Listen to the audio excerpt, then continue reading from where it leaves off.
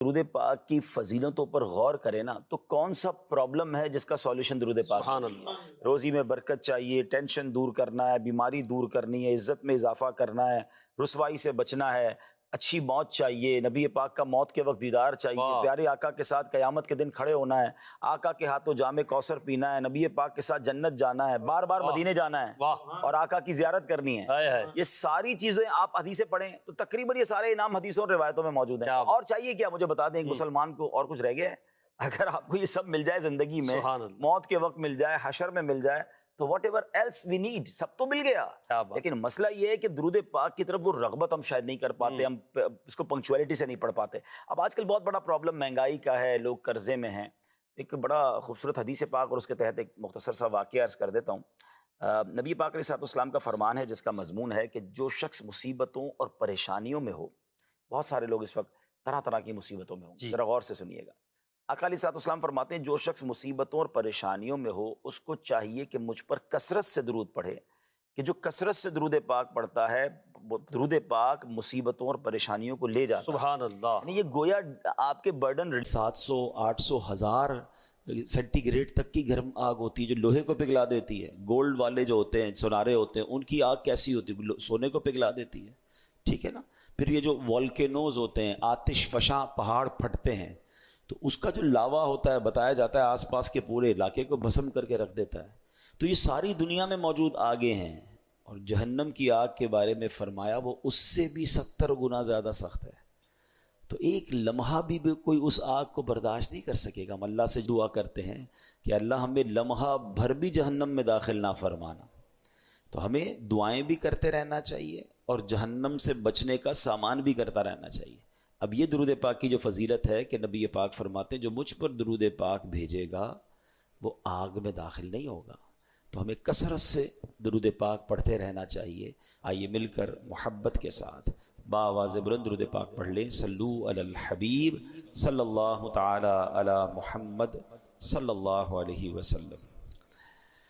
الحمدللہ ہم کوشش کرتے ہیں کہ قرآن پاک کے حوالے سے کچھ پیاری پیاری آیتیں سنیں اور اس سے جو میسج ہمیں ملتا ہے، جو پیغام ملتا ہے، ہم وہ سب جانتے ہیں۔ قرآنی واقعات کو بھی ڈسکس کرتے ہیں اور پھر الحمدللہ اللہ نے جو مومنوں سے گفتگو کی ہے وہ آیتیں بھی ہم وقتاً فوقتاً شامل کرتے ہیں۔ آج قرآن پاک کا ایک بڑا تاریخی واقعہ ہم جانیں گے اور اس واقعے میں ہم سب کے لیے بہت کچھ سیکھنے کے لیے ہے۔ اللہ کریم قرآن مجید میں ارشاد فرماتا ہے اِنَّا بَلَوْنَاهُمْ كَمَا بَلَوْنَا أَصْحَابَ الْجَنَّةِ اِذْ أَقْسَمُوا لَيَسْرِمُنَّهَا مُصْبِحِينَ وَلَا يَسْتَثْنُونَ فَطَافَ عَلَيْهَا طَائِفٌ مِّن رَّبِّكَ وَهُمْ نَائِمُونَ۔ پارہ 29 ہے، 29واں پارہ ہے، سورہ قلب ہے، آیت نمبر 17 سے 19 ہے۔ ایک اور بڑی پیاری بات سمجھنی ہے، دو آیتیں، یقین کریں دو آیتوں میں ایک ایسا واقعہ قرآن نے بیان کر دیا اور اس میں اتنا کچھ ہمیں سکھا دیا گیا۔ اب آپ سنیں گے بیان تو آپ کو اندازہ ہو جائے گا، لیکن جو میں سمجھانا چاہ رہا ہوں کہ ایک دو آیتوں میں اتنا کچھ پتہ چل جاتا ہے، تو اگر پورا قرآن کوئی انڈرسٹینڈ کرے، 6600 سے زیادہ آیتیں ہیں، تو کتنے خزانے، کتنی نعمتیں، کتنی برکتیں ہمیں مل جائیں گی۔ ہمیں پتہ ہی نہیں ہے قرآن میں خزانے کتنے ہیں، قرآن میں علم کتنا ہے، قرآن میں نور کتنا ہے، قرآن میں شفا کتنی ہے، ایکسپلور ہی نہیں کرتے نا۔ ہمارا قرآن سے تعلق ہے مگر ہمارا تعلق کیا ہے؟ قرآن کو چومنا ہے، قرآن کو گھر میں رکھنا ہے، قرآن خوانی کروانی ہے اپنے گھر میں، انتقال کسی کا ہو جائے تو قرآن خوانی، نیا گھر لیا تو قرآن خوانی، نیا کاروبار لیا تو، میں نہیں کہتا قرآن خوانی نہیں کروانی چاہیے، لیکن کیا قرآن صرف اسی لیے ہے کہ بس برکت کے لیے اس سے فائدہ؟ اندر کیا ہے اس کے وہ پتہ ہی نہیں ہے۔ اچھا ایک تو پھر یہ بھی پرابلم ہے کہ جس کے گھر میں قرآن خوانی ہو وہ خود اس وقت بھی نہیں پڑھ رہا ہوتا، بچے پڑھ رہے ہوتے ہیں مدرسے کے، رسم بن گیا ہے قرآن پڑھنا۔ نہیں، یہ خزانہ ہے، اس کے جتنا غوطہ لگائیں گے اتنے موتی ملیں گے۔ ہمارا تعلق وہی ہے نا، وہ جو میں نے کئی بار یہ واقعہ سنا ہے کہ ایک بوڑھی خاتون تھی، بیمار تھی، اور اس نے بڑے پیسے جمع کر کے اپنے بیٹے کو بیرون ملک بھیج دیا کہ چلو جاب کرے گا، پیسے کمائے گا، میرا بھی علاج ہو جائے گا، گھر بھی بنا لوں گی۔ بچہ گیا، بچے سے پیار بڑا کرتی تھی، بچہ بھی ماں سے بڑا پیار کرتا تھا۔ بوڑھی ماں تھی، غریب تھی، جتنے پیسے سارے بچے پہ لگا دیے۔ تھوڑے عرصے بعد بچے نے خط بھیجا، ماں نے خط دیکھا کہ ولایت سے بیرون ملک سے خط آیا، چوما اور رکھ لیا۔ ماں کو پڑھنا تو آتا تھا ہی۔ اگلے مہینے پھر خط آیا، ماں نے پھر چوما، پھر رکھ لیا۔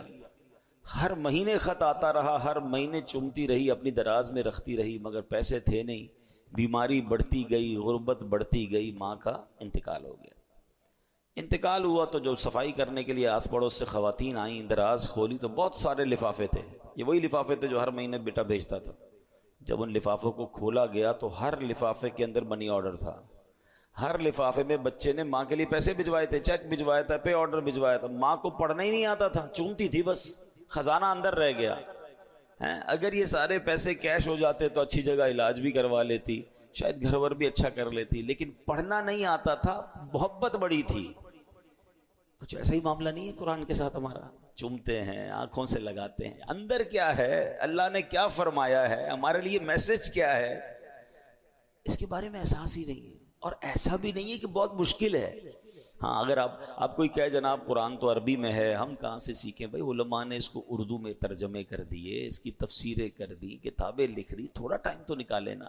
ماشاءاللہ دعوت اسلامی والے تو پکار کر کہتے ہیں آؤ بھائی ہمارے مدرسے میں آدھا گھنٹے کے لیے آ جائیں، رات کو آ جائیں، صبح آ جائیں۔ امام صاحب بیٹھے ہوتے ہیں، امام صاحب کو کہیں تھوڑا سا قرآن سکھا دیں، تھوڑا پڑھنا تو شروع کریں، اور پھر دیکھیں کتنا سیکھنے کو ملے گا ماشاءاللہ۔ بلکہ اب تو ہماری تفسیر قرآن آڈیو میں موجود ہے، آپ سننا شروع کر دیں، اگر پڑھ نہیں سکتے سب فری ہے۔ بٹ بات یہ ہے کہ اسی موبائل سے دنیا بھر کی ویڈیوز دیکھنی ہے، اسی موبائل سے دنیا بھر کی ریلز دیکھنی ہے، تھوڑا سا وقت نکال کر تفسیر قرآن نہیں سننی ہے، تو پھر قصور کس کا ہے؟ ہم اپنے ساتھ زیادتی کر رہے ہیں۔ اب آئیے میں آتا ہوں قرآن پاک کے یہ خوبصورت اور عبرت انگیز، بہت ہی زیادہ جس کو کہتے ہیں نا بندے کو ہلا دیتا ہے واقعہ، اگین ود ان 2 آیات۔ اچھا اب کیا فرمایا اللہ کریم نے قرآن میں؟ اس کا ترجمہ پہلے سمجھتے ہیں۔ بے شک ہم نے انہیں جانچا، ترجمہ کون سا ہی ہے؟ بڑا آسان ترجمہ قرآن ہے، آسان ترجمہ قرآن، کنز العرفان، ٹھیک ہے۔ بے شک ہم نے انہیں جانچا جیسا باغ والوں کو جانچا تھا، جب انہوں نے قسم کھائی کہ ضرور صبح ہوتے ہی اس باغ کو کاٹ دیں گے، اور انشاءاللہ نہیں کہہ رہے تھے، تو اس باغ پر تیرے رب کی طرف سے ایک پھیری کرنے والا پھیری کر گیا جبکہ وہ سو رہے تھے۔ اب یہ تو ہو گیا ان 2 آیتوں کا ترجمہ۔ اب اس کے پیچھے جو تفسیر ہے کہ یہ کیا معاملہ تھا، تو علماء کرام ان آیات کی تفسیر میں فرماتے ہیں کہ یمن کا ایک شہر ہے جس کا نام ہے صنعاء، ٹھیک ہے۔ اس شہر کا رہنے والا ایک شخص بڑا نیک تھا اور بڑا سخی بھی تھا، اس کے پاس ایک خوبصورت باغ تھا۔ اس شخص کا ایک فارمولہ یہ تھا کہ باغ کے جتنے بھی پھل خود بخود زمین پر گرتے تھے، یہ فقیروں کو کہتا یہ سارے تمہارے، اٹھا لو۔ اور جب باغ کے پھل توڑے جاتے تھے تو درختوں کے نیچے کپڑے بچھا دیے جاتے تھے، جو پھل گر جاتے تھے توڑتے ہوئے یا ہاتھ سے نکل جاتے تھے تو وہ بھی فقیروں کو دے دیتا، جو خالص اس کا اپنا حصہ بنتا آخر میں سلیکٹ کر کے جو اپنا مال نکلتا اس کا بھی 10واں حصہ فقیروں کو دیتا تھا۔ یعنی ایسا سخی تھا کہ اللہ کی راہ میں خرچ کرنے کا اس کا بڑا شوق تھا۔ اللہ نے اس کے باغ میں بڑے پھل لگائے تھے، بڑے جناب ترقی، بہت خوبصورت باغ۔ اب اس بندے کا ہو گیا انتقال، ٹھیک ہے۔ جب انتقال ہوا تو اس کے 3 بیٹے تھے، بیٹے تھے کنجوس، باپ تھا سخی، بیٹے تھے کنجوس۔ تو اب انہوں نے سوچا ہمارے والد اکیلے اتنی سخاوت کر لیا کرتے تھے، فقیروں کو اتنا مال دینے کے بعد بھی ان کا مال بچ جاتا تھا، مگر اب تو ہم 3 ہیں نا، 3 فیملیز ہیں، ہمارے بچے ہیں، ہماری بیویاں ہیں، ہمیں تو اور مال کی ضرورت ہے نا۔ اب اگر ہم بھی اسی طرح سخاوت کریں گے تو پھر ہمارے لیے تو کچھ بھی نہیں بچے گا، تو بہتر یہ کہ ہم اب سخاوت نہ کریں۔ اب ایک رات جب پتا چلا کہ باغ کے پھل پک گئے، ریڈی ہیں، اچھا فقیروں کو بھی پتا چل جاتا تھا کہ بھئی اب باغ کے پھل اتریں گے تو صاحب مال بانٹے گا، تو وہ بھی جم گٹا لگا کے پہنچ جاتے تھے۔ تو ان بیٹوں نے پلان کیا کہ کل فقیروں کے پہنچنے سے پہلے، محتاجوں کے پہنچنے سے پہلے ہم چلتے ہیں اور وہاں جا کر پہلے سارا ہی مال ہم نکال لیتے ہیں، ہم اب کسی کو بھی نہیں دیں گے۔ قرآن کیا کہتا ہے؟ اذ اقسموا لیصرمنها مصبحین، جب انہوں نے قسم کھا لی کہ ہم ضرور صبح ہوتے ہی اس باغ کو کاٹ دیں گے، اس سے پہلے کہ محتاج فقیر آئیں اپنا مال لے کے ہم نکل جائیں گے۔ اب جب قسمیں کھائیں تو بالکل ارلی ان دا مارننگ، صبح اٹھ گئے، صبح اندھیرے، اور باغ پر پہنچے کہ کسی کو پتہ نہ چلے، بڑے پرجوش تھے۔ اب قرآن کہتا ہے پلاننگ تو کر رہے تھے مگر انہوں نے انشاء اللہ نہیں کہا تھا، ولا یستثنون. پلان تو تھا مگر کیا انشاءاللہ نہیں کہہ رہے تھے، اپنی پلاننگ کر رہے تھے. کنجوسی تو اللہ کو پسند نہیں ہے، سخاوت اسے پسند ہے نا. کنجوسوں کو تو ذلت ملتی ہے. اب کیا ہوا، اتنے پرجوش تھے کہ صبح جلدی جلدی اٹھے اور راستے میں ایک دوسرے کو پتہ کیا کہہ رہے تھے، وہ بھی قرآن بتا رہا ہے، اللہ يدخلنها اليوم علیکم مسکین، کہ ہرگز آج کوئی مسکین تمہارے باغ میں نہ آنے پائے. یعنی غریبوں سے نفرت، ان کو نہیں آنے دینا ہے، سارا مال ہم سمیٹ کے نکل جائیں گے. اچھا جناب جلدی جلدی چلیں. اب جب جیسے ہی وہ وہاں پہنچے تو حیران ہو گئے کہ پورا کا پورا باغ جل چکا ہے، پورا باغ تباہ ہو چکا تھا. راتوں رات اس میں کوئی آگ لگی. ان کا پلان تھا صبح سارے پھل اتارنے، اور جب صبح پہنچے جو باغ لدا ہوا تھا پھلوں سے سارا جل گیا. اب کیا کہتے ہیں، بے شک ہم ضرور راستہ بھٹک گئے. ایک بھائی کہتا ہے لگتا ہے کسی اور کے باغ میں آ گئی، ہمارا نہیں ہے. دیکھو تو صحیح کوئی مسٹیک تو نہیں ہو گئی، ہمارے باغ میں تو بڑے پھل تھے، یہ تو پورا باغ ویران برباد جلا ہوا. جب غور کیا تو پتا چلا نہیں، کسی اور کے باغ میں نہیں آئے، یہ تو ہمارا ہی ہے. ٹھیک ہے. اب قرآن کیا کہتا ہے، وہ کہتے ہیں بل نحن محرومون، بلکہ ہم تو محروم ہو گئے، بھٹکے نہیں ہیں، راستہ چینج نہیں ہوا، یہ ہمارا ہی باغ ہے، بربادی ہو گئی. کسی کی سوچوں نے کب سراہا، وہی ہوا جو خدا نے چاہا. جو اختیار بشر پہ پہرے بٹھا رہا ہے وہی خدا ہے. کوئی تو ہے جو نظام ہستی چلا رہا ہے، میرا خدا ہے. اے میرے پیارے اسلامی بھائی، کس قدر اس واقعے میں درس موجود ہے. سب سے پہلے تو اللہ پاک کی قدرت کے متعلق سبق سیکھیے نا، کہ کتنا ایسا ہوتا ہے جب ہم چاہتے ہیں یار یہ ہو جائے گا، وہ ہو جائے گا، میں یہ کر لوں گا، میں وہ کر لوں گا، میں یہ میری پلاننگ. ہوتا وہ نہیں ہے، ہوتا وہی ہے جو رب چاہتا ہے. اللہ قرآن میں فرماتا ہے اور تم کچھ نہیں چاہ سکتے مگر یہ کہ اللہ چاہے جو سارے جہانوں کا رب ہے. یہ بات ماننی پڑے گی کہ جو رب نے چاہنا ہے نا، ہونا وہی ہے. انسان کہتا ہے میرا فیصلہ، میرا ڈیسیشن، میری پلاننگ، کچھ بھی کر لیں. ہاں اللہ جو چاہے گا وہی ہوگا، وہی خالق، وہی مالک، وہی قدرت والا. امام جعفر صادق رحمۃ اللہ تعالی علیہ کا قول سنیے، کہتے ہیں اپنے ارادوں کے ٹوٹنے سے میں نے رب کو پہچان لیا. یعنی جو میں چاہتا ہوں وہ نہیں ہوتا، اس کا الٹ ہو جاتا ہے. اس سے مجھے معلوم ہو گیا کہ کوئی تو ہے جو میرے ارادوں پہ پہرا لگا رہا ہے، وہی خدا ہے. ایسا ہوتا ہے نا ہمارے ساتھ، ٹکٹ بھی بک ہو جاتی ہے، آگے کی پلاننگ بھی بک ہو جاتی ہے، ادھر جا کے کسی ملک میں جانا ہے، کسی شہر میں جانا ہے، ادھر کس سے ملنا ہے، ساری پلاننگ بک ہے. مگر اچانک کوئی ایسا معاملہ ہوتا ہے سارا سفر ہی کینسل ہو جاتا ہے. پلاننگ تو جانے کی تھی، کیوں نہیں ہوا؟ بہت کچھ زندگی میں آپ کے ساتھ ایسا ہوا ہوگا. بات یہ ہے اب دو چیزیں ہیں، میں نے پلاننگ کی اور نہیں ہوئی. اب ایک طریقہ تو یہ چیخنا شروع کر دوں، چلانا شروع کر دوں، کوسنا کسی کو شروع کر دوں، اور دوسرا اس پورے واقعے سے عقل مندی یہ ہے کہ سبق لوں کہ یہ میرے رب کا فیصلہ ہے. اپنی اوقات پتہ چلنی چاہیے. پنجابی میں کہتے ہیں لگ پتہ جانا چاہیے کہ میں کچھ نہیں ہوں، میرا رب سب کچھ ہے. ایسے موقعوں پر مزید اللہ کی قدرت کو جاننا چاہیے، عاجزی اختیار کرنی چاہیے، اور پھر دل کو مطمئن بھی کرنا چاہیے کہ نہیں ہوا تو یہی بہتر ہوگا. حضرت امام اعظم ابو حنیفہ رحمۃ اللہ تعالی علیہ کتنے بڑے بزرگ ہیں، کہتے ہیں خدا کے وجود کی، کسی نے ایک سوال کیا خدا کے وجود کی دلیل دیجئے، بتائیے خدا ایگزسٹ کرتا ہے، خدا موجود ہے. فرمایا آدمی چاہتا ہے میرے گھر بیٹا پیدا ہو، مگر بیٹی پیدا ہو جاتی ہے. اس سے پتہ چلتا ہے کہ جس کا ارادہ، جس کی مرضی اس دنیا پر نافذ ہے وہی خدا ہے. ارادے بہت ہیں، پلاننگ بہت ہے، مگر ہمارے ارادوں سے الگ چیز ہو جاتی ہے. یہی تو بتا رہا ہے کہ تمہاری مرضی نہیں، اس دنیا میں ہے خالق ہے، مالک ہے، بلکہ دنیا کا مالک ہے وہی خدا ہے. ابھی حال ہی کی بات ہے، کسی ملک کا ایک شخص تھا جو خود کو ملک الارادہ، مرضی کا بادشاہ کہتا تھا. مسلمان تھا بیچارہ.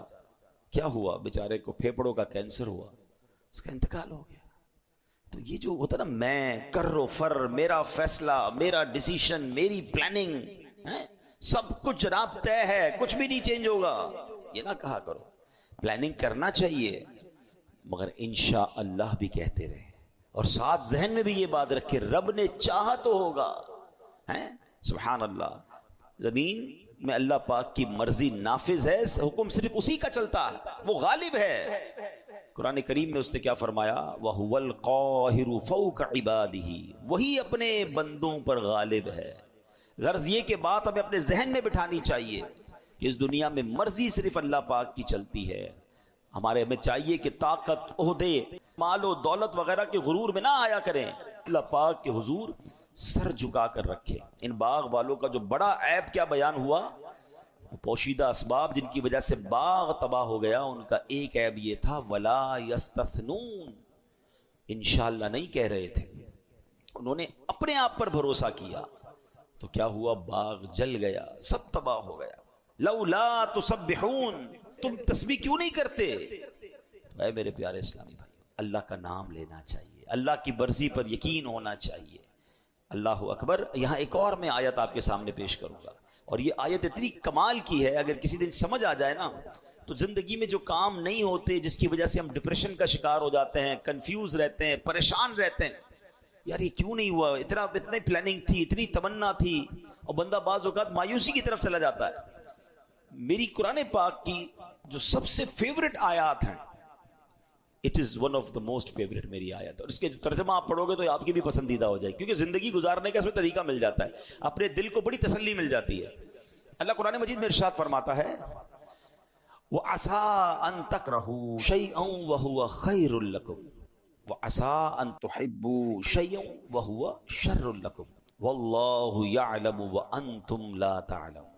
اللہ قرآن میں فرماتا ہے, اور قریب ہے کہ کوئی بات تمہیں ناپسند ہو. ہم کہتے ہیں یہ نہیں ہونا چاہیے, بیٹی نہیں ہونی چاہیے, ماذ اللہ لوگ بیٹی کو برا سمجھتے ہیں. بھائی بیٹی تو رحمت ہے, چلے اس کے علاوہ بھی زندگی بہت ساری چیزیں جو ہمیں پسند نہیں ہوتی. اللہ فرماتا ہے قریب ہے کہ کوئی بات تمہیں ناپسند ہو, حالانکہ وہ تمہارے حق میں بہتر ہو. تم اس سے برا سمجھ رہے ہو, بعد میں پتہ چلتا ہے ہاں یار یہ تو میرے لیے بہتر تھا. ایسا کئی بار آپ کے ساتھ ہوا ہوگا کہ کوئی چیز ملی یا کوئی آپ کے بارے میں فیصلہ ہوا, آپ نے بڑا واویلا مچایا, بڑا افسوس کیا, تھوڑے عرصے بعد پتہ چلا یار میرے لیے تو یہی بہتر تھا. آگے قرآن کہتا کیا ہے؟ وَعَسَىٰ أَن تُحِبُّوا شَيْئًا وَهُوَ شَرٌّ لَكُمْ, اور قریب ہے کہ کوئی چیز تمہیں پسند آئے حالانکہ وہ تمہارے لیے حق میں بری ہو. بعض اوقات کہتے ہیں یار مجھے یہ پسند ہے, یہ نہیں ملتی تو دل ٹوٹ جاتا ہے. اچھا پسند ہے تو حرام طریقے سے حاصل کر رہے ہیں, نہیں ملی کوئی بات نہیں, کیا پتہ یہی میرے لیے بری ہو, اور ہوتا ہے ایسا. لیکن اگلی جو آیت کا جز ہے نا, وہ ادھر اللہ کرے نقش ہو جائے. اللہ فرماتا ہے اللہ یعلم وانتم لا تعلمون, اللہ جانتا ہے اور تم نہیں جانتے. یہ بات سمجھ لیجئے, ہم نہیں جانتے ہمارے لیے کیا بہتر ہے. ہم اللہ سے یہی کہیں نا, اللہ تو جانتا ہے, ہمارے لیے بہتر فیصلہ فرما دے, ہمیں بہتر عطا فرما دے. اور جو رب عطا فرمائے اس پر یقین, اس پر اطمینان, اس پر سکون ہونا چاہیے. اللہ کا فیصلہ ہے. جس دن آپ کو یہ فیصلہ اور یقین مل گیا نا, پھر آپ کی زندگی بڑی آسان ہو جائے گی. تو ان باغ والوں نے پلاننگ کی تھی, غریبوں کا حق یا غریبوں میں جو سخاوت تھی, جو بانٹتے تھے, اس سے انہیں محروم کرنے کی, اور پھر انشاءاللہ بھی نہیں کہا, اپنی پلاننگ کرتے رہے اور سب برباد ہو گیا. تو ہمیں اچھا سوچنا چاہیے, بہتر سوچنا چاہیے. یہاں قرآن پاک کی ایک اور آیت جو ہم ہر روز ہی پڑھتے ہیں, اس سے بھی سیکھنا ہے, اور وہ آیت کیا ہے؟ ایاک نعبد و ایاک نستعین, ہم تیری ہی عبادت کرتے ہیں اور تجھ سے ہی مدد چاہتے ہیں. آیت کے حصے میں کیا تربیت کی گئی کہ میں ختم کریں اپنے اندر سے. ہم دنیا میں مالک نہیں محتاج ہیں. اپنی اسی محتاجی کو دل و جان سے تسلیم کر لینا ہی بندگی ہے. جب بندہ دل کی گہرائی سے یہ تسلیم کرتا ہے نا کہ میں محتاج بے بس بندہ ہوں, اب اس پر لطف و کرم کے دروازے کھلنا شروع ہو جاتے ہیں. اب اس پر بارش, کیونکہ پہلے یہ ایکسپٹ کرنا ہوتا ہے, میں سب کچھ ہوں نہیں, میں کچھ بھی نہیں, میں محتاج, مالک تو سب کچھ ہے. ایاک نعبد و ایاک نستعین میں بندگی کا پیغام ہے. تیری ہی عبادت کرتے ہیں مولا, تجھی سے مدد چاہتے ہیں. یعنی کس طرح کہیں کہ اللہ ہاتھ پاؤں تو نے دیے, مگر تیری مدد ہوگی تو ہاتھ پار چلا پاؤں گا.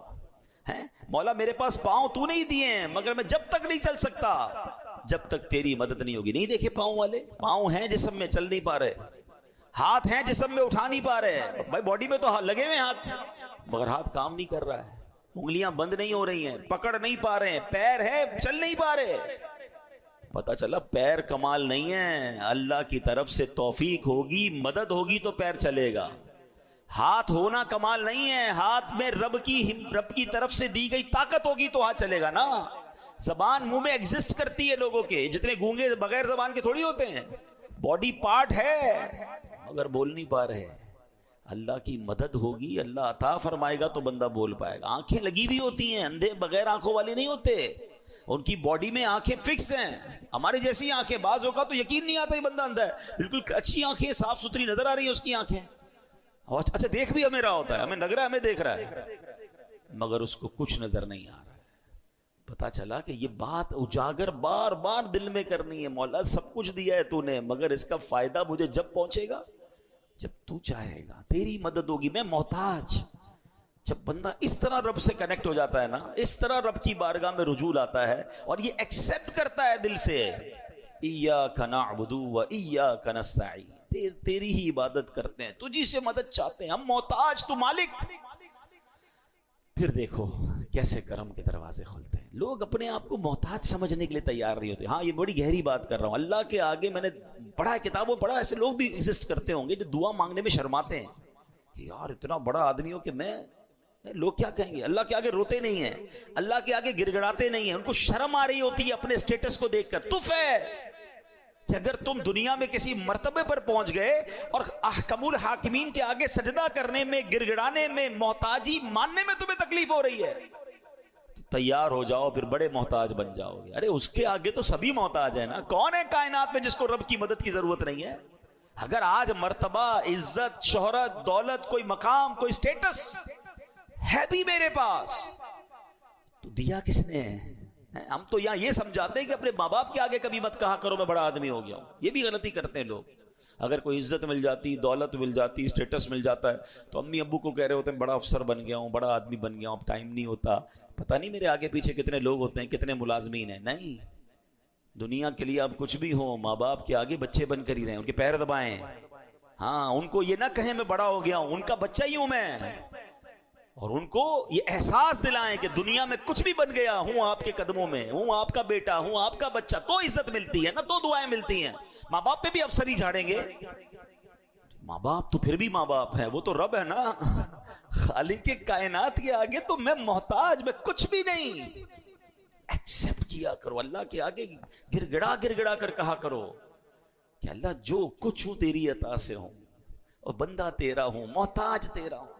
جس دن یہ کیفیت دل میں پیدا ہوئی نا کہ اللہ کے آگے بندہ سرنڈر کرتا نظر آئے، عاجزی کرتا نظر آئے، محتاجی کا اظہار کرتا نظر آئے، پھر دیکھو اس کی بارگاہ سے کرم کے کیسے دروازے کھلتے ہیں. یہ یاد رکھنا.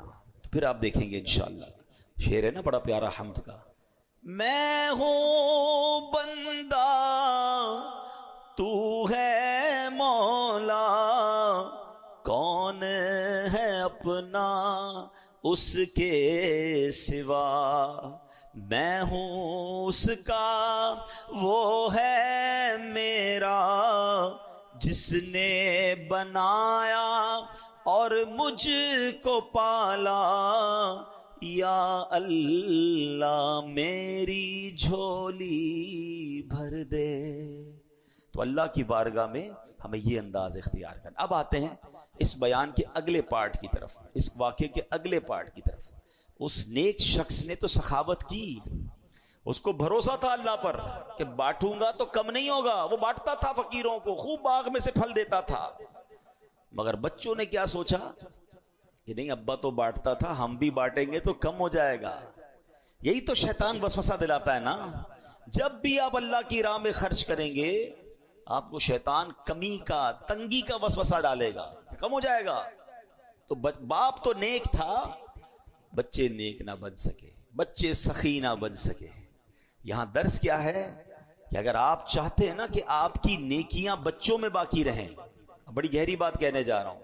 بعض اوقات ہم نے کچھ بزرگوں کو دیکھا ہے، بڑے سخی ہوتے ہیں، بڑے اللہ کی راہ میں خرچ کرنے والے ہوتے ہیں، مگر ہوتا کیا ہے کہ جب وہ خرچ کرتے ہیں اپنے بچوں کو نہیں سکھا رہے ہوتے، اپنے بچوں کو نہیں بتا رہے ہوتے، اور وہ نہ بتانے کی وجہ سے باپ تو اپنی زندگی میں نیکی کر رہا ہے، انتقال کے بعد بچے وہ ساری نیکی کے دروازے بند کر دیتے ہیں. آج کل لوگ کہتے ہیں بچے کے لیے پیسے چھوڑ کے جانا چاہیے، پلاٹ چھوڑ کے جانا چاہیے. اچھی بات ہے اگر حلال روزی سے کما کر آپ بچوں کے لیے کچھ چھوڑنا چاہتے ہیں، لیکن بچوں کو نیک بھی تو بنا کر جائیں نا، سخاوت بھی تو سکھا کر جائیں کہ بیٹا توکل بھی رکھنا، یہ پیسہ ہی سب کچھ نہیں ہے، اللہ کی راہ میں خرچ کرو گے اللہ اور ملٹیپلائی کر دے گا. مگر بعض اوقات دانستہ یا غیر دانستہ لوگ اپنے بچوں کو کنجوس بنا رہے ہوتے ہیں کہ بیٹا پیسہ ہی سب کچھ ہے، سنبھال کے رکھنا، خرچ نہ کرنا، پیسہ ہوگا تو کامیاب ہوگا. یہ رانگ تعلیمات ہیں. اگر میں جتنے بزرگ مجھے سن رہے ہیں، آپ خود سوچیں آپ نے سٹارٹ کہاں سے کیا تھا. بہت بڑی تعداد ہمارے یہاں وہ ہوتی ہے جو بہت چھوٹے پیسوں سے سٹارٹ کر کے آج اللہ نے بڑا بنا دیا. اللہ نے بنایا نا آپ کو، آپ پہلے سے تو پیسے والے نہیں تھے. بہت سارے یہاں مجھے وہ سن رہے ہوں گے جب ڈیفنس میں پیدا نہیں ہوئے ہوں گے، کسی چھوٹے علاقے میں رہتے تھے، اللہ نے ترقی دی، آپ ڈیفنس میں آ گئے، اب بچے ڈیفنس میں بڑے ہو رہے ہیں. مثال دے رہا ہوں، یہ پوری دنیا کے لیے مثال ہے میری. تو اب بچوں کو یہ نہ کہیں کہ بیٹا تم یہاں رہو گے تو ترقی کرو گے. بھائی آپ کے پاس تو کچھ نہیں تھا، کیسے ترقی کر لیا آپ نے؟ اللہ چاہے گا تو غریب کو بھی امیر بنا دے گا. مگر اس غربت سے امارت کا جو سفر تھا اس میں آپ کی کچھ نیکیاں تھی، آپ کی کچھ سخاوت تھی، آپ نے کوئی اچھے اعمال کیے. اگر بچوں میں وہ اعمال نہ اتارے تو یہ امیری سے غریبی کی طرف بھی جا سکتے، کیونکہ اللہ کے ہاتھ میں سب کچھ ہے نا. تو سخاوت سکھائیں، نیکیاں سکھائیں. ایک پرابلم کیا ہے کہ لوگ خاص طور پہ، اب ہم بھی چونکہ جب کبھی کبھی چیریٹی کے لیے کہیں جاتے ہیں تو لوگ ہمیں کسی ینگسٹر سے بات ہو نا کہ بیٹا آپ اپنی زکوٰۃ کس کو دیتے ہیں، کہ ہمیں نہیں پتا کس کو دیتے ہیں، ابو دیتے ہیں یا دادا حضور دیتے ہیں. اچھا بھائی آپ نیکی کے کام میں خرچ کیا ہوتا ہے، ہمیں کچھ بھی نہیں پتا، وہ دادا حضور کرتے ہیں، ابو کرتے ہیں. یہ غلط کرتے ہیں. اگر آپ نوجوان نسل کو انوالو ہی نہیں کر رہے اپنی زکوٰۃ میں، نوجوان نسل کو، اپنے بچوں کو، اپنے پوتے پوتیوں کو بتا ہی نہیں رہے کہ آپ کہاں کہاں خرچ کرتے ہیں، کیسے حساب کرتے ہیں، تو جس دن آپ کا انتقال ہوا ان کو تو پتہ ہی نہیں ہوگا کتنا خرچ کرنا. ان کو لگے گا سارے پیسے ہمارے، کیوں خرچ کرنا ہے بھائی، کیوں زکوٰۃ دینی ہے، کیوں صدقہ دینا ہے، کیوں خیرات دینی. یہ سارے نیکی کے دروازے بند ہو جائیں. یہی تو ہوا نا جو میں نے قرآنی واقعہ آپ کو سنایا کہ باپ سخی تھا، اولاد سخی نہ بنی، پورا باغ جل کر راکھ ہو گیا. یہ بات یاد رکھنی ہے. ہم نے غریبوں کو محنت کر کے امیر بنتے دیکھا، مگر بچوں کی اچھی تربیت نہ کرنے کی وجہ سے ان کے انتقال کے بعد ان بچوں کو پھر غریب ہوتے دیکھا.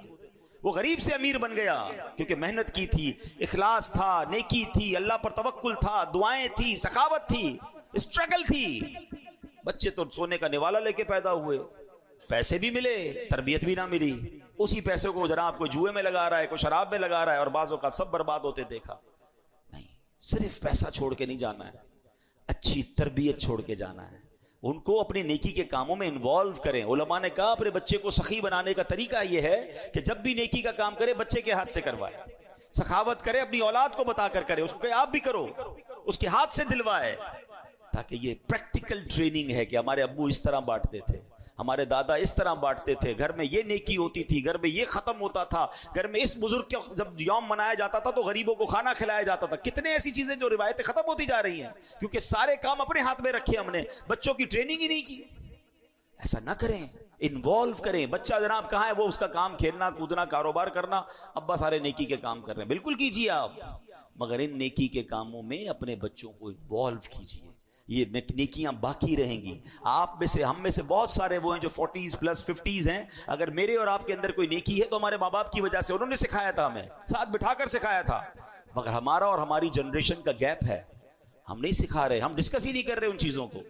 یہ قرآنی واقعہ پکار پکار کے کہہ رہا ہے کہ باپ سخی تھا، فقیروں کو بانٹتا تھا، بیٹوں کی غلط نیت بنی، وہ باغ جل کر راکھ ہو گیا. تو یہ نہ کریں. اور اللہ کو سخی کتنا پسند ہے، سبحان اللہ. میں چند حدیثیں آپ کو سناتا ہوں تاکہ اللہ کی راہ میں خرچ کرنے کا جذبہ بیدار ہو. بہت خوبصورت میرے واقعہ سنیے گا توکل کی. دیکھیں بچوں کی ٹریننگ کیسے ہوتی ہے. ایک بزرگ تھے احمد بن حرب رحمۃ اللہ تعالی، انہوں نے اپنے بچے کی تربیت کیسے کی. وہ کیا کرتے تھے، انہوں نے بچوں کو توکل سکھانا تھا کہ اللہ پر بھروسہ کرنا ہے. انہوں نے کہا بیٹا جب بھی بھوک لگے نا تو دعا کرنی ہے اللہ سے، کسی اور سے نہیں مانگنا، اللہ سے مانگنا، یا اللہ کھانا چاہیے. اپنی زوجہ کو کہا جب بھی بیٹا دعا کرے نا تو اس کے گھر میں اس نے پورا سمجھ دیوار میں سوراخ بنایا کہ پیچھے چپکے سے تم نے کھانا رکھ دینا ہے اس میں. بیٹا اس سوراخ کے پاس جا کے اللہ کی بارگاہ میں دعا کرتا، یا اللہ بھوک لگی ہے، تھوڑی دیر بعد سوراخ سے اس کو کھانا مل جاتا. اس کی ٹریننگ یہ ہونے لگی کہ جب بھی کوئی مشکل ہو اللہ سے مانگنا ہے. کئی مہینے گزر گئے، روزانہ ماں اس کو اسی طریقے سے کھانا دیتی جب وہ دعا مانگتا. ایک دن اس کی ماں جو ہے گھبرا گئی اور اپنے شوہر کے پاس آئی کہ آج عجیب معاملہ ہوا. کہا کیا ہوا؟ کہتی آج وہ کھانے کا وقت تھا، بیٹا کا دعا کا ٹائم تھا، میں کہیں مصروف ہو گئی، میں دوڑی گئی کہ کھانا نہیں ملے گا تو کیا سوچے گا. تو میں گئی تو کیا دیکھتی ہوں بیٹا کھانا کھا رہا ہے. میں نے کہا بیٹا کھانا کدھر سے ملا؟ کہا امی اللہ نے دیا. کہاں سے ملا؟ کہا اسی سراغ سے جہاں سے روز ملتا ہے. تو میں پریشان ہوں، میں نے تو کھانا نہیں رکھا، کھانا کیسے مل گیا؟ حضرت احمد بن حرب کہتے ہیں مجھے اسی دن کا انتظار تھا، اب تمہیں کھانا دینے کی ضرورت نہیں ہے، اس کا اللہ سے کنیکشن ایسا ہو گیا، اس کو غیب کے خزانوں سے ملنا شروع ہو گیا. یہ دیکھیے یہ تربیت کا انداز تھا نا کہ اللہ سے مانگنا ہے، بیٹا اللہ پر بھروسہ رکھنا ہے. ہم کہتے ہیں بیٹا پیسے ہوں گے تو تیرا کام ہوگا، پیسے بنا، پیسے تعلقات بنا ورنہ مشکل میں پھنس جائے گا. تیرے رابطے نہیں ہوں گے تو آگے جا کے ڈیفیکلٹ ہو جائے گا. ارے کب سکھاؤ گے کہ اللہ سے دوستی کر، اللہ کو راضی کر. پیسے چھوڑ کر جاتے ہیں مگر تربیت کر کے نہیں جاتے. حضرت عمر بن عبدالعزیز رحمۃ اللہ تعالی علیہ کا واقعہ سنیں. آپ کا جب انتقال ہوا آپ امیر المومنین تھے، آج کے دور کے پرائم منسٹر تھے، پوری آدھی دنیا پر گویا حکومت تھی. ہمارا اس طرح کا کوئی بندہ ہو تو پتہ نہیں کتنے خربوں روپے بنا لیتا. انتقال ہونے لگا تو بہت تھوڑے پیسے چھوڑ کے جا رہے تھے. کسی نے کہا حضرت آپ اتنی بڑی شخصیت، اپنے بچوں کے لیے چھوڑا ہی کچھ تھی، بچا ہی کچھ نہیں، اتنا خرچ کر دیا اللہ کی راہ میں. کیا کمال کا جواب دیا ہے. فرماتے ہیں بچے اگر میرے نیک ہوئے نا تو اللہ ان تھوڑوں میں بھی بہت برکت ڈال دے گا، اور بچے اگر غلط ہیں، حرام کرنے والے، تو ان کے لیے چھوڑنا ہی ٹھیک نہیں تھا، کیونکہ میں چھوڑ کے جاؤں گا غلط کام کریں گے قبر میں ہی مار پڑتی ہے نا. کتنی کمال کی بات. ہم اس پرابلم میں، اس سوچ میں پڑے ہوئے ہیں کہ ہم بچوں کے لیے چھوڑ کر کیا جائیں. آپ بچوں کی اچھی تربیت کر کے چھوڑ کے جائیں. باقی اللہ مالک ہے، اللہ دینے والا ہے. اگر وہ اللہ کے نیک بندے ہوئے اللہ غیب کے خزانوں سے انہیں عطا کر دے گا، اور اگر اللہ کو ناراض کرنے والے ہوئے آپ اربوں روپے چھوڑ جائیں وہ برباد ہو سکتے ہیں. جل گیا نا باغ. قرآن کا واقعہ میں نے آج آپ کو سنایا، ہم نے دیکھے برباد ہوتے ہوئے، آپ نے بھی دیکھے ہوں گے کہ باپ نے اتنے پیسے چھوڑے اور بچے بینک کرپٹ ہو گئے. کیوں؟ کہ ان کی عادت ہی ٹھیک نہیں تھی. نہ صدقہ تھا، نہ خیرات تھی، نہ نیکی تھی، نہ باپ کی لیگیسی تھی. کاش یہ بات سمجھ آ جائے. بچوں کو سخی بنائیے، اپنے آپ کو بھی سخی بنائیے، کنجوسی سے نکلیے. میں 2 حدیثیں سنا کر، باتیں تو بہت ساری ہیں لیکن چونکہ اب بیان کا وقت ختم ہوا. آج ہمارا یہ مائنڈ سیٹ ہوتا ہے کہ ہم کسی بڑی شخصیت سے دعا کروائیں. اچھی بات ہے، اگر کوئی نیک بندہ، کوئی عالم دین، کوئی بزرگ مل جائیں تو اچھی بات ہے، دعا کرنی چاہیے. مگر آج میں آپ کو وہ حدیث سنا رہا ہوں کہ اگر میں آپ کو یہ کہوں کہ روز صبح آپ کے لیے فرشتے دعا کریں گے، اس سے اچھی کوئی بات ہے کہ صبح ہوتے ہی میں سو رہا ہوں فرشتے میرے لیے دعا کر رہے ہوں. ہاں، اب وہ کون لوگ ہیں جن کے لیے فرشتے دعا کرتے ہیں، اور کچھ بد نصیب ایسے ہیں جن کے لیے روزانہ فرشتے بربادی کی بھی دعا کرتے ہیں. اب سنیے، نبی پاک علیہ الصلوۃ والسلام فرماتے ہیں، حضرت ابو ہریرہ رضی اللہ تعالیٰ عنہ حدیث کے راوی ہیں، ما من یوم یصبح العباد فیہ الا ملکان ینزلان. آقا فرماتے ہیں کوئی ایسا دن نہیں ہوتا جس پہ بندے سویرا کریں اور 2 فرشتے نہ اتریں، جن میں سے ایک کیا کہتا ہے، اے اللہ پاک سخی کو زیادہ اچھا بدلہ دے، اور دوسرا کہتا ہے اے اللہ پاک کنجوس کو برباد کر دے. اب سوچ لیجئے، سخی کے لیے روز فرشتہ دعا کر رہا ہے، اور جو مال روکے ہوئے ہے، نہ زکوٰۃ دے رہا ہے، نہ صدقہ دے رہا ہے، نہ اللہ کی راہ میں خرچ کر رہا ہے، خرچ کرتا ہے تو برا لگتا ہے اس کو، نہ غریبوں کی مدد کر رہا ہے، کنجوس ہے، مال کا حق ہی ادا نہیں کر رہا، روز فرشتہ دعا کر رہا ہے اللہ اس کو برباد کر دے، تو پھر تو بربادی ہونا ہے نا. تو سخاوت یہ اللہ کو بڑی پسند ہے. اللہ اکبر. ایک بار اور بڑی پیاری حدیث ہے، نبی پاک علیہ الصلوۃ والسلام کی بارگاہ میں ایک صحابی ہیں قیس انصاری رضی اللہ عنہ. آپ رائے خدا میں بہت خرچ کرتے تھے. اچھا، ان کے بھائیوں کو یہ شکایت تھی، یہ بچاتے ہی نہیں، اللہ کی راہ میں لٹاتے ہی رہتے ہیں. نبی پاک کے پاس شکایت آ گئی. پیارے آقا نے حضرت قیس کو بلایا کہ بھائی تمہاری شکایت آئی ہے، کتنا خرچ کرتے ہو؟ کہتے یا رسول اللہ میں اپنی آمدنی سے اپنا حصہ نکال لیتا ہوں جتنی مجھے ضرورت ہے، باقی اللہ کی راہ میں خرچ کر دیتا ہوں. نبی پاک یہ سن کر اتنا خوش ہوئے، پیارے آقا اتنا راضی ہوئے، آقا نے اس کے سینے پر ہاتھ رکھا اور 3 بار فرمایا، انفق ينفق اللہ علیک، انفق ينفق اللہ علیک، انفق ينفق اللہ علیک. کیا فرمایا؟ خرچ کر اللہ مزید عطا فرمائے گا، خرچ کر اللہ مزید عطا فرمائے گا، خرچ کر. ایک اور روایت کے اس کے ترجمہ بڑا پیارا ہے، خرچ کر تجھ پر خرچ کیا جائے گا. جو روکتا ہے نا اس سے روک لیا جاتا ہے، جو خرچ کرتا ہے اس کو عطا کیا جاتا ہے. بس یہ بات اپنی زندگی کا فارمولہ بنا لیں. اچھا پھر بندہ شیطان ہے نا، کہتا یار یہ مولوی صاحب کہہ تو رہے ہیں خرچ کروں گا تو جیب سے کمی ہو جائیں گے نا، بینک سے کمی ہو جائیں گے. آپ خرچ کرنے والوں کو سرچ کر لینا، خرچ کرنے والوں کو سرچ کر لیں. جو اللہ کی راہ میں خرچ کرتے پوچھو ان سے کم ہو گیا تمہارا؟ کبھی نہیں ہوگا. پوری زکوٰۃ دینے والا اگلے سال زیادہ زکوٰۃ دیتا ہے، صدقہ خیرات کرنے والا اگلے سال زیادہ صدقہ، کیوں کہ پیسے بڑھ رہے. عشر دینے والا، عشر تو 10% نکل جاتا ہے نا، 100 من نکلا زمین سے 10 من دینا ہے اللہ کی راہ میں. کچھ مسائل میں 5 من دینا ہے، تفصیل ہے اس کی، لیکن اگر 100 میں سے 10 دے رہا ہے تو 90 ہو گیا. مگر اللہ اس 90 میں ایسی برکت ڈالتا ہے کہ اگلے سال فصل بھی بڑھتی ہے، مال بھی بڑھتا ہے، صحت بھی بڑھتی ہے، عافیت بھی بڑھتی ہے۔ تو بے شک میرے پیارے اسلامی بھائی، قرآن کے اس واقعے سے بہت ساری باتیں سیکھنے کو ملی کہ ہم نے اپنے بچوں کی اچھی تربیت کرنی ہے، کوئی بھی پلان کریں تو انشاءاللہ کہنا ہے، اور اللہ پر بھروسہ رکھنا ہے، اپنے آپ پر بھروسہ نہیں رکھنا ہے۔ اور پھر سخاوت اللہ کو بڑی پسند ہے، کنجوسی سے خود بھی بچیں، اپنی اولاد کو بھی بچائیں، غریبوں کی مدد کریں، اللہ کی راہ میں خرچ کریں۔ یہ سارے پیسے آپ ہی کے اکاؤنٹ میں آتے ہیں، اور بہت سارے طریقے ہیں۔ آج کل لوگ کتنے پریشان ہیں، کسی غریب کی مدد کر دیں۔ آج قرآن کے اس واقعے سے جو ہمیں سبق ملا، اللہ مجھے بھی آپ کو بھی عمل کرنے کی توفیق عطا فرمائے، آمین بجاہ النبی الامین صلی اللہ علیہ وسلم۔